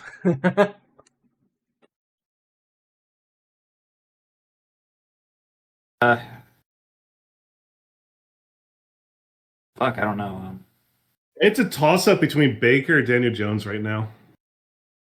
Yeah, I think their teams are performing the best. So that's a little bit of an edge. I would give it to Baker because he's been in a lot more close games. I would say Baker, then Jones, then Maye.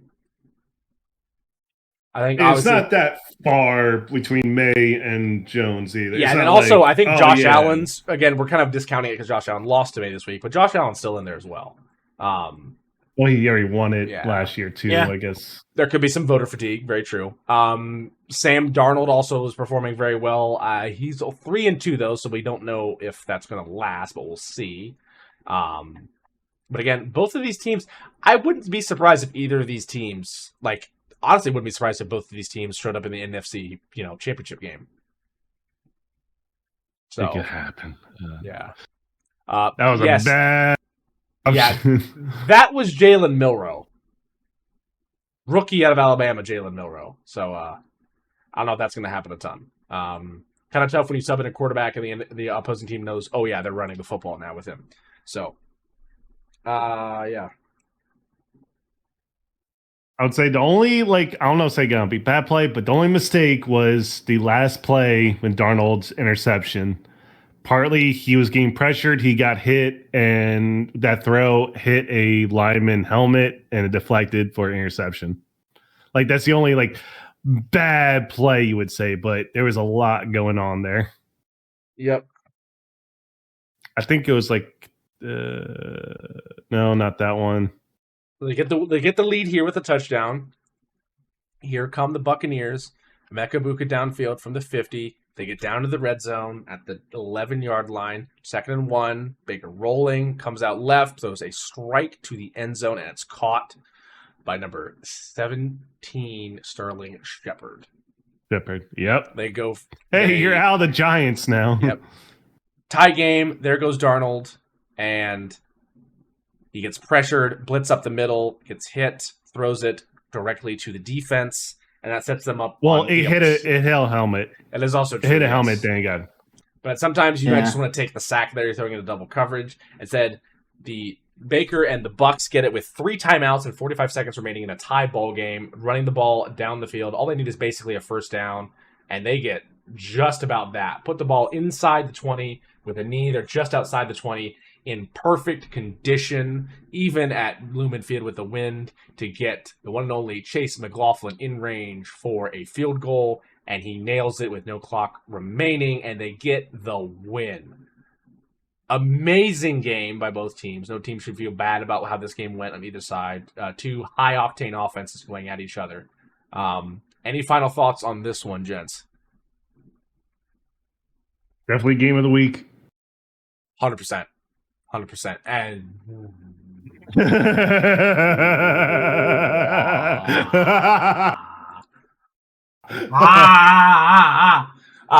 okay. Bengals and Lions.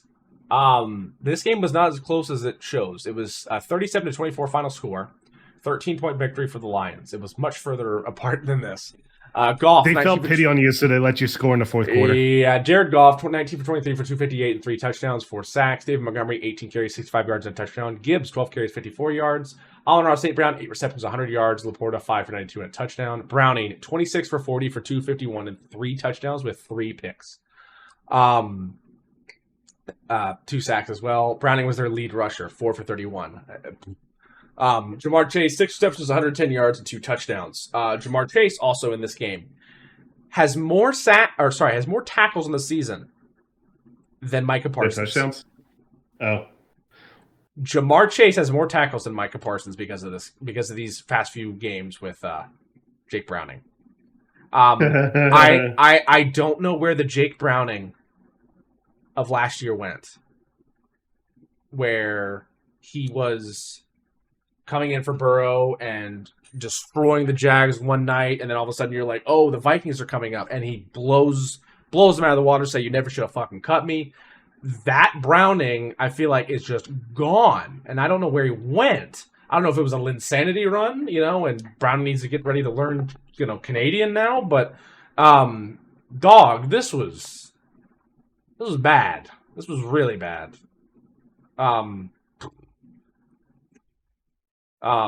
We couldn't cover anybody. Our defense was struggling against this high-powered Lions offense, and then offensively we couldn't hit back. I mean, our defense is better. Our defense is better than last year. That is just a fact. Trey Henderson was playing really great this game. He was doing a great job. However, when our offense plays like just fucking shit, I don't know what we're supposed to do. I pray that Zach Taylor stops calling plays because it's been just get fired. Abysmal. Yes. Just I can't do it anymore. I can't. Wrong, Joe. That's so good.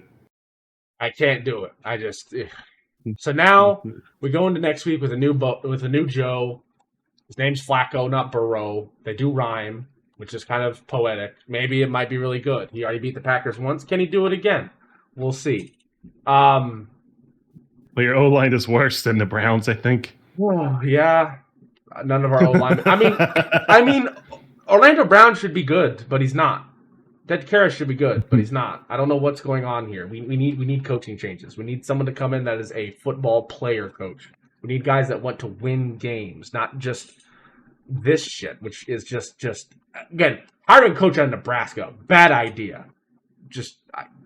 Nebraska's no, I don't care. The Lions just toyed with you. The Lions play. It's like a cat with a mouse. I will say, great win by the Lions. They did a great job going out and getting, a good win against a bad team right now. They got a bite out of the Browning apple. So, Browning apple. Yeah. This apple isn't Browning. This apple's fucking rotten. Holy shit. Yeah. Get this fucking bullshit off my screen before I puke.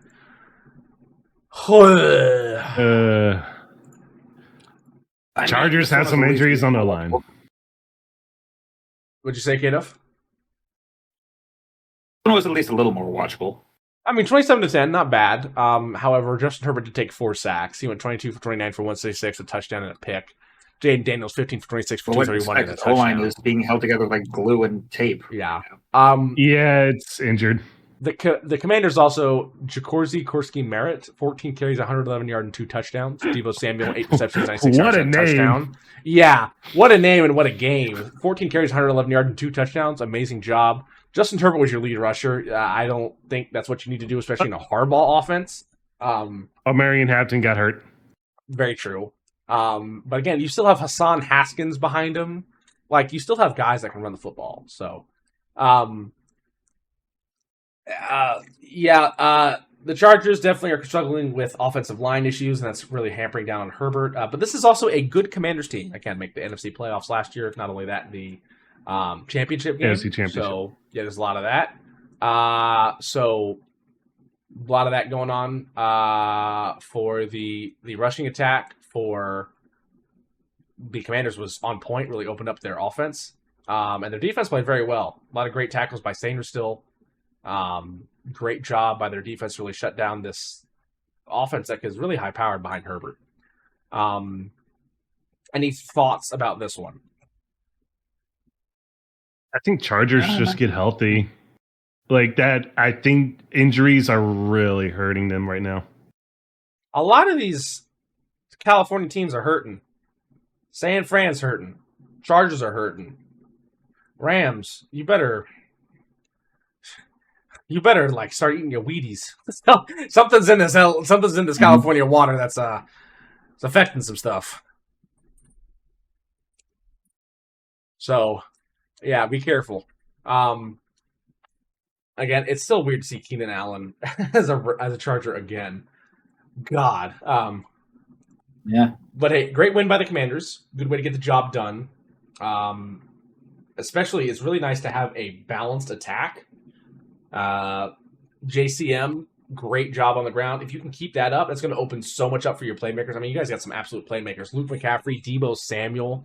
Not to mention also John Bates is not bad as well. And you had Zach Ertz too. You have a lot of guys that can make stuff happen in open space or get open. And you can really open that up with a running back.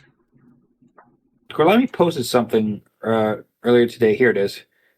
This sounds insane, but it's been quadruple checked since this game was Zachert's first game without a catch since November of 2014.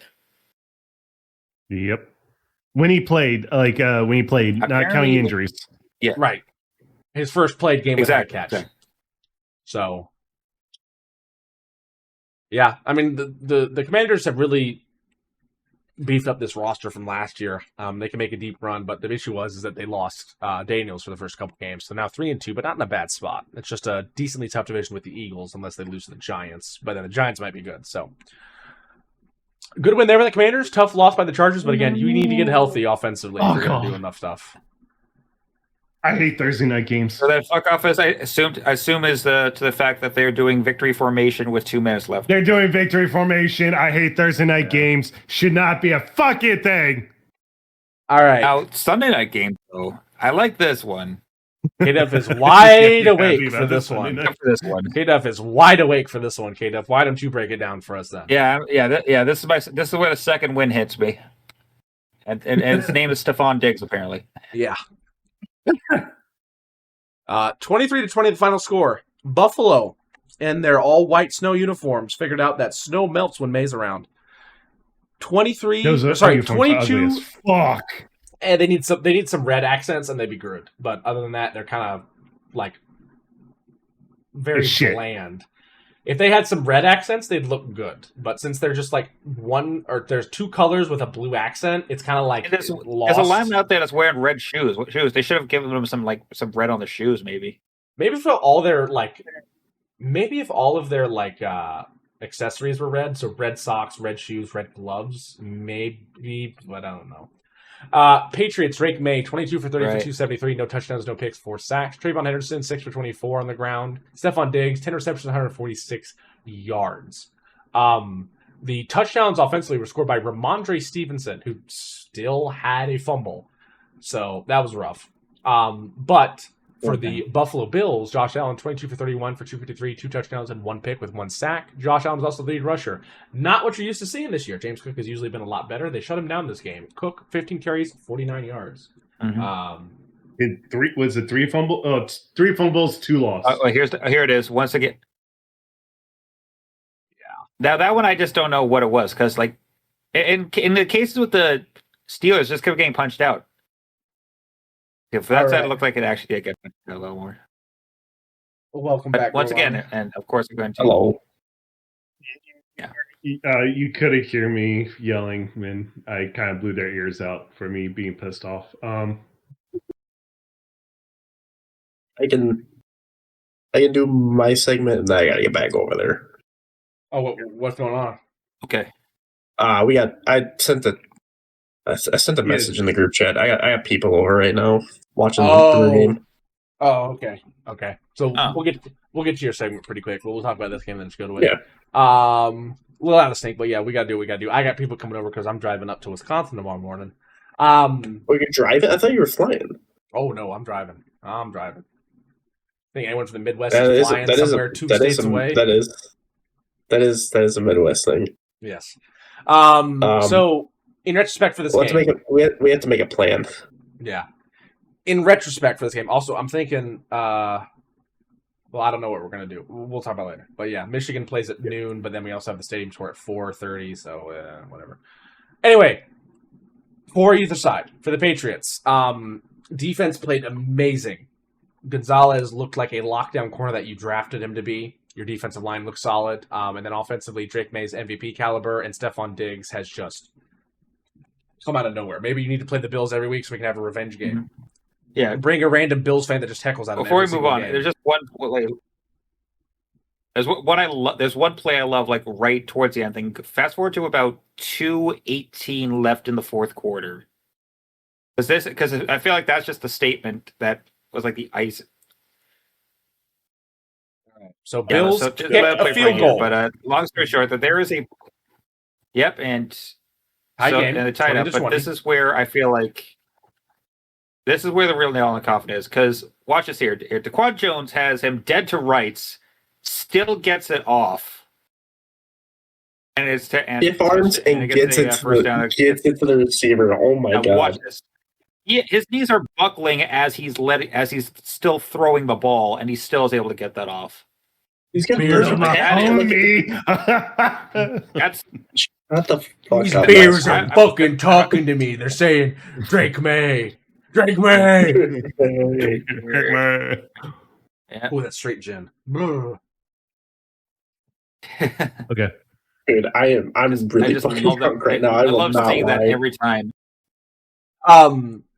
Moving on My to dad the whipped out a Buffalo. bottle of Maker's Mark. Oh.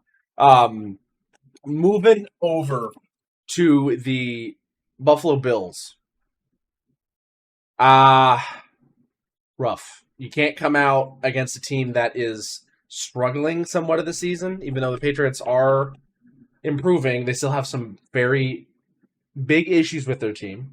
Holes. Yes. Quite a That you few. need to take advantage of. You can't make mistakes. Like this mistake over here. Not letting this go to the end zone, instead wasting tick, tick, tick, tick, tick, tick, tick, tick, tick, tick, tick, tick, down to 8 seconds. Give yourself some time to go down on the field here, and you barely got to the mark. Josh Allen throwing a pick, a fumble, like the defensive slippings. Like, this is not a game that you can lose at home if you want to be the best team. And you were the only undefeated team. This is a Sunday night game. Everyone else was defeated. The Eagles lost. Like, you came to this game as the only undefeated team. You were the best team in the NFL, and you lose to the 2-2 Patriots. You now become 3-2 after this win. Yeah, but I feel like the Patriots are figuring it out, though. That's the thing. They are. The Bills should be figured but out. The Bills should have it even so. Like, I figured. still was. We were all expecting the Bills to come away with a win on this, and well, yeah, like what you said, like they just kept making like costly mistakes that ended up just costing them the game. Vrabel did a Actually, great game plan against the Bills. That's what I think. did. I think Vrabel had a great game plan against the Bills, and the Bills just did not expected it. I think it was more Patriots did good. Just show the last play. Just show the last play. Just show the last play. Yeah, explain this. Oh yeah, that. The fumble. Yeah, This is my house. Here, hold this. I'm getting out of here. There is a play on here I do want to talk about from a reffing standpoint. And I think you guys know which one. The missed passing interference. Yes, I want to explain it for people that mostly Kansas City Chiefs fans that are going to argue that they made the right argument. They did in a sense, but wrong in the sense of when the pass was released.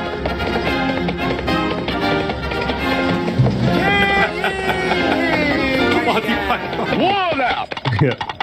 I fucking love that movie. So great. What are you aiming Oh, man, Bob. And pick six, 99 yards. Shifter. That looked a little How did he do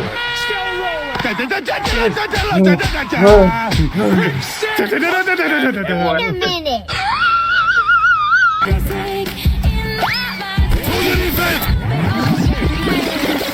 Watch out, watch out, watch out. Boom, shakalaka. Here, hold this. No, but that was an obvious pass interference, but, you know. Oh, there's a different play you talked about. Yes, I'm talking about the pick play. The pick play where they argued about it. Now Mahomes calls timeout again. And by rule, you cannot do that. You can't do that. Do that. you can't Yikes. do that. Craziness. So, a couple things to talk about. One, Jaguars get the win, 31-28. Trevor Lawrence, 18 for 25 for 221, a touchdown, a pick. He also ran for 2 touchdowns, 54 yards and 10 carries, took 3 sacks. Mahomes, 29 for 41 for 318, 1 touchdown, 1 pick, and also called 2 back-to-back timeouts. Neither team ran the ball super well, and their receivers had 90 and 80 yards, respectively, Chiefs to Jacksonville. So, all that's going on, right? We're not talking about a couple plays. First of all, Gorlami, let's get you to your pass interference call later in the game here. I need to explain that fucking rule because People don't understand how football works.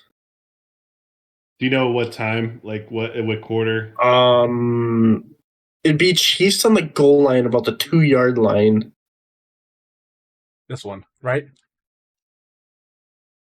No, that's the defensive pass interference that wasn't called. Yes. This was Chiefs offense on the 2-yard line, and they ran a pick play.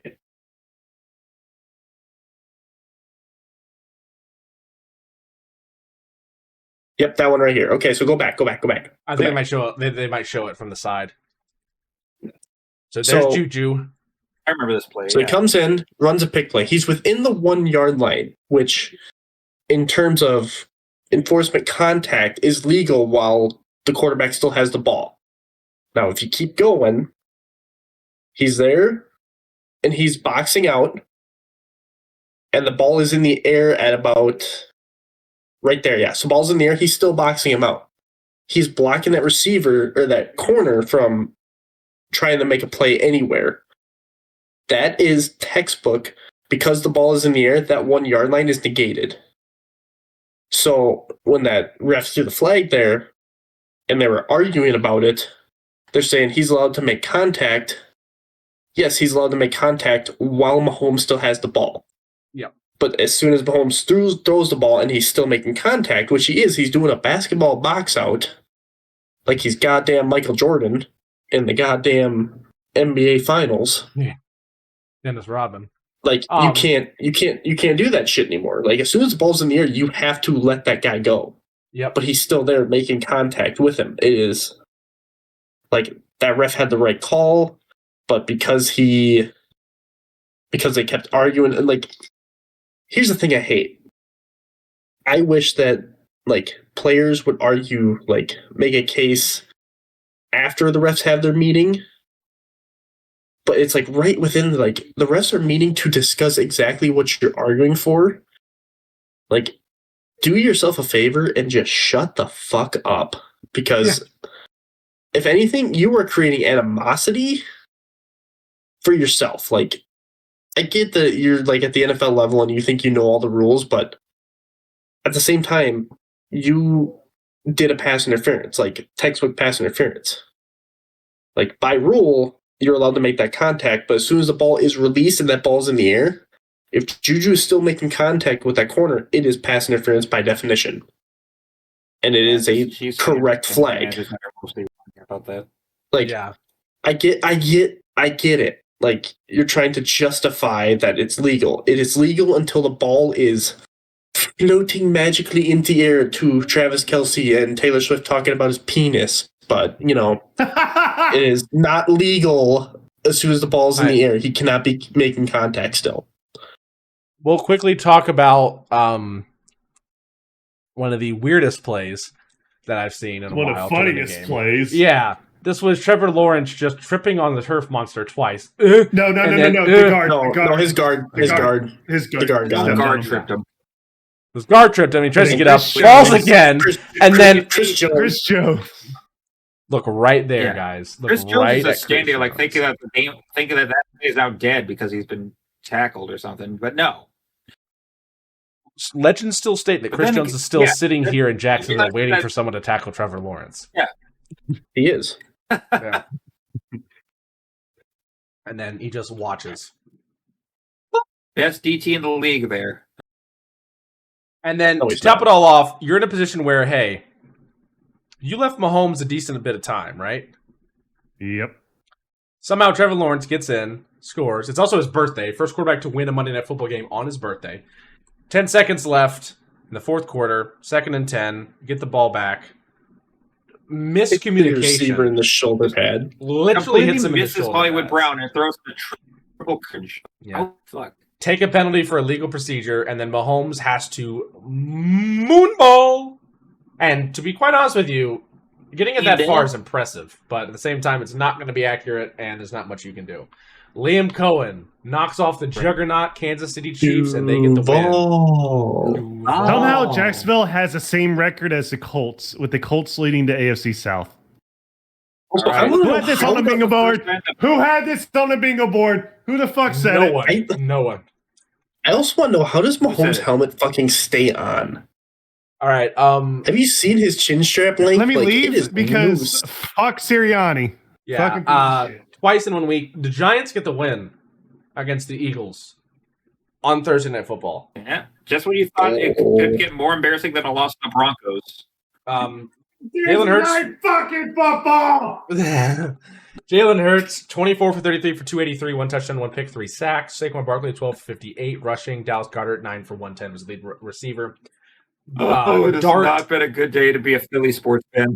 17 for 25 for 195 and a touchdown and 2 sacks for Dart. Cam Scatterboo, the lead rusher, 19 for 98 and 3 touchdowns. Again, Ibuka's been great. I have a theory. Scatterboo has an ability to be the offensive rookie of the year if Ibuka starts to slip. What's the theory? I have a theory.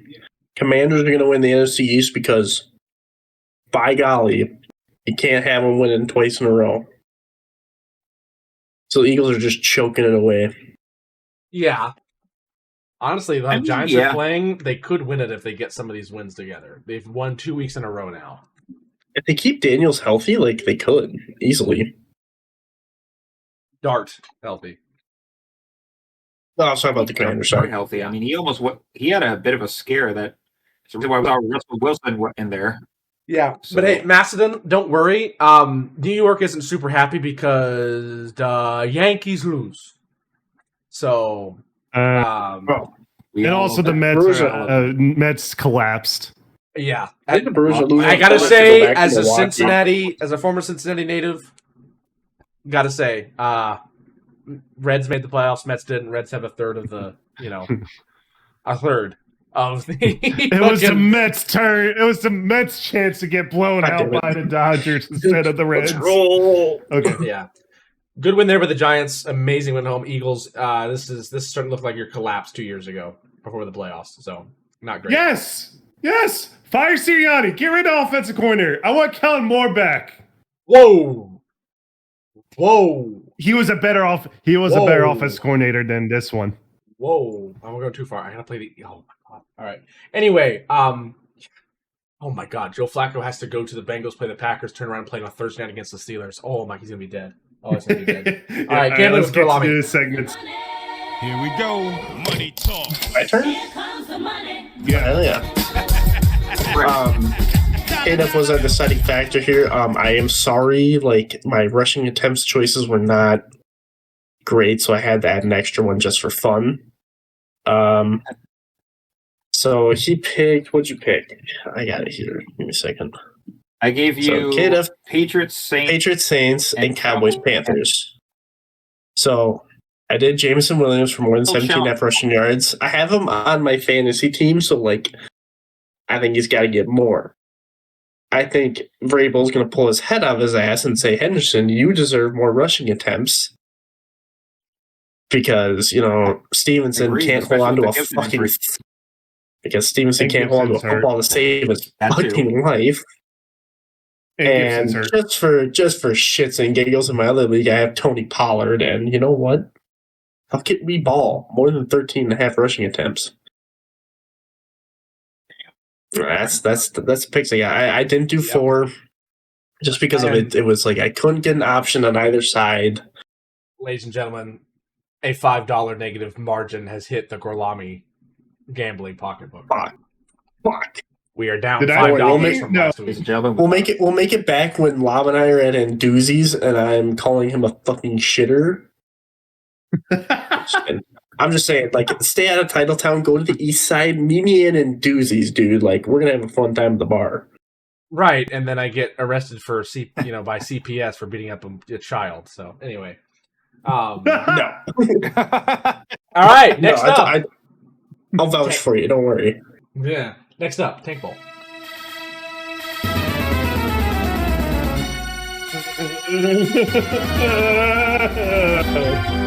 right. So Eagles are Eagles, you're going to fucking cringe. Fuck it. Really? I'm pissed.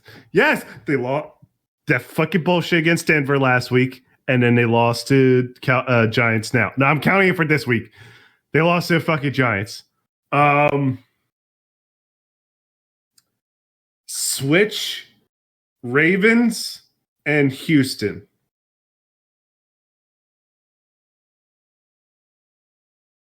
Yeah, the Titans won. The Saints won. The Packers and Cowboys, are they out because they didn't tie? Yeah, you could do. Yeah, you could do that. The Jets won. Are they up? No, they lost. Oh, they did lose. Never mind. Sorry. Are they up? Yeah. So you let put Saints in the cringe, Eagles and Giants into stinky. Giants won. You're just angry? I'm angry. I'm angry. All right, back-to-back wins. The Giants are stinky. Hold on. Take out. This is the rage. Hold on. Put Titans into bad. Put Bengals into batter. Yeah. Take out the Panthers and put in Arizona. Yep. Into bad. Yeah. Yeah, I got a third of the league almost. Here we go. There. Perfectly balanced. As all things should be. All right. As all things should be. All right, moving back onto the podcast. Gorlami is probably off for the rest of the night, dealing with people at home. Brewers are in the playoffs. All right, so yeah, get Masson in his picks before Sunday. So our predictions. Here we go. Last week, I didn't do great. The only person above 500 was Gorlami, went 10-7. The scores so far: 65-32. I'm in first. I went 7-9. KDF then 62-32 went 8-8. Then hold on. Gorlami's first. Gorlami's first. He has less losses. Gorlami pulled into first. I'm in first. second. KDF in third. Macedon in fourth. 61-30 went 6-8, and then Mamba 53-33 went 6-8 in week 5. Yikes! All right, we're all picking Denver, right? Yeah. First game: Broncos Jets. Tottenham Hotspur Stadium in London, England. Broncos. I'm taking them. It's an international game. I'll take them by 10. Broncos by 8. Broncos country, let's ride. By 10. God. Yeah. You said 10? Broncos country, let's ride. Yeah. All right, we're all picking Indianapolis, right? Yeah. Yes. Oh yeah. No. Indianapolis by 14. We just said we're all picking. Yeah. 14 for Indy in this one. Okay. Indy by 23.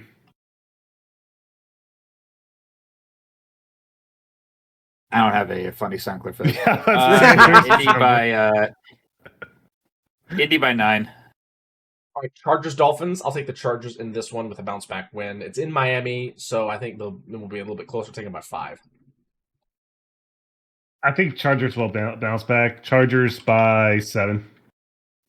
Okay. Give me the fuck you Spanos is by 14. All right. Next up, Patriots Saints. Drake May. I'll take MVP caliber Drake May to beat the Saints by 4. New England by 6. I was going to say that. Pats by 7. All right, next up, Browns Steelers. We're all picking Steelers. Yeah, I'm going to take Rodgers and the discount double check Yins down in the house. Steelers by 10. Try to go ball. Okay, whatever. Pittsburgh by 8. All right, next. Oh, sorry, Kato. Give me Aaron Rodgers and his ayahuasca addicted ass by 10. He's chugging ayahuasca. Aaron Rodgers is taking ayahuasca. Pittsburgh's going to win a division. Ugh, do you see any other team? If they're going to win a division, maybe make it to a maybe make it to AFC Championship. Everyone's going to be addicted to ayahuasca because they think just in honor of Rodgers doing that. We have a Super Bowl champion, anyway. Super Bowl MVP quarterback now. I don't want to hear it. ACL tear. He hasn't Third been play, an MVP third in 12 fucking years. Yeah. Silence, Eagles fan. Beat the Giants first, then talk to me. Anyway, Cowboys and Panthers. Hey, Win a Super Bowl first. we beat the Giants last year. You didn't beat them this year. That's all I'm saying. That's all I'm saying. You know, hey. Cowboys, Panthers. I'll take the Cowboys in this one by 7.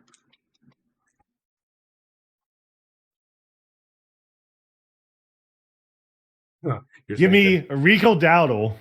Rico Dowdle. Let's Don't go with doubt the 100 Dowdle. plus yards. Don't doubt the Dowdle. Carolina by 5. Yeah.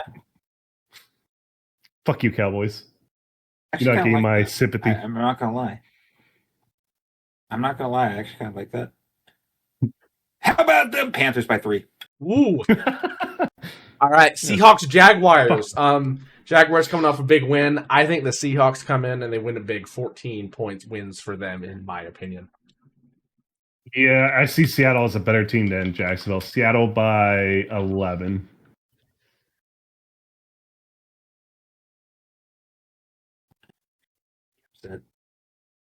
Duval by 6. Next up, Rams, Ravens. I don't care if you got Cooper Rush, Lamar Jackson, or Tom Brady. This Rams defense is nuts. And if their offense is performing any way, in any manageable shape or form, the Ravens are not going to be able to stop them. So I will take the Rams in this one by 10. Rams by 13. You're fucked, Ravens. Their window's closing. Yeah, Derrick Henry's only getting older. Yeah, get fucked, Ravens by 13. All right, this next game, a giant deuce or a turd sandwich, in the words of South Park. Fuck this game. Oh my god. Why is this in a 4 o'clock slot? Oh, man. West Coast. I'll take the Titans. Their quarterback play has been more yeah. impressive. I'll take the Titans by 3. I'll take the team not having the offense coordinator as Chip, not having Chip Kelly as the offense coordinator by 2. So Tennessee, Chip Kelly, fuck Chip Kelly, sack a fucking fat piece of shit. Jeez. Oh no, I hated him on the Eagles. Oh, I know. Okay. Yeah, I loved him on the Buckeyes. Yeah, I don't know. I'm actually going to say Raiders by 3. I'm about Titans. I'm not trusting them. No matter who you pick, everybody loses. All right, next Not up, wrong. Bengals and Packers. Me and Gorlami will be at this game, as well as my wife and 2 of my friends from high school. The Gorlami Bowl. Good pun there. They say lightning doesn't strike twice, but as you know, old people have seen a lot. Isn't that right, Macedon? Joe Flacco did it once. He can do it again. Ladies and gentlemen, elite quarterback Joe Flacco is going to walk into Green Bay, and he's going to win the game with the Bengals and this high-powered offense by 2.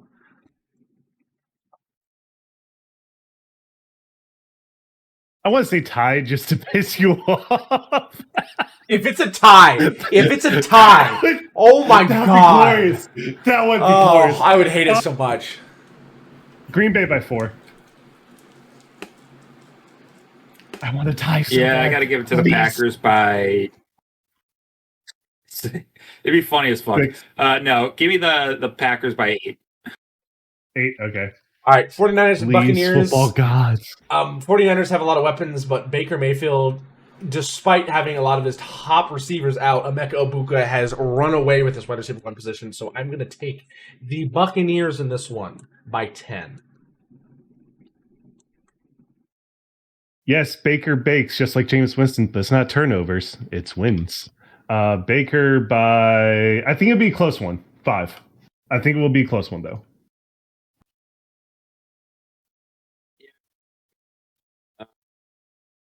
Gotta give to the Bucks though by 6. I mean, they may have a Mac, but that old PC that the Bucks got out is working pretty well still. So. Next up, Lions and Chiefs on Sunday Night Football. Chiefs don't look the same. Lions, I'm going to take them by 21. Some Lions gonna bite a kneecap off the of a Chief. Detroit by 16. They're gonna play with their food. They have turned Arrowhead into Pride Rock before, so give me the Lions by 10. that's pretty good. Okay, that's pretty good.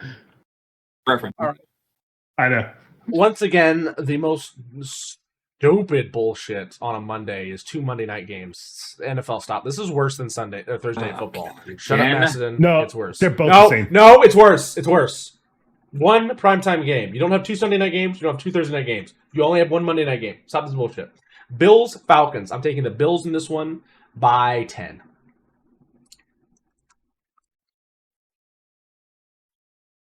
Buffalo by 11. Yeah, Bills by 9.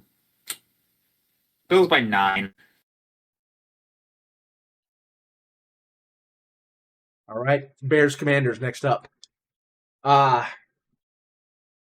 I don't think the Bears are looking better, but not as good as the Commanders can be, especially with Daniels back. I'll take the Commanders by 5 in this one. Sorry, Mamba, but Washington's better than the Bears. Washington by 7. Yeah. See, it's a common thing where we see the second overall pick usually do better than the first overall pick of the same class. And this game's going to prove it. Commanders by 14. All right. And then last, the Thursday night game we have to predict. Steelers-Bengals. If you remember, early in the year, when I said I posted a video of a meme of, like, I think it's Robert De Niro and some other actor fighting in a, old boxing match for a movie, and Aaron Rodgers and Joe Flacco fighting for the division lead. It can still be true. It can still be true. Joe Flacco and Aaron Rodgers can still duke it out for the AFC North Championship. Probably a shit-covered bronze belt at this point. I'll take the Bengals in this one from Cincinnati by 3. You're saying... I'm sorry, TJ. If Flacco's not already injured by this Sunday, he's going to be injured this game by TJ Watt. Pittsburgh by 8. Your offensive line sucks. Yeah. I'm a fan of my team. Pittsburgh by 10. You have the worst offensive line in the whole league. Like, literally. I know. It sucks.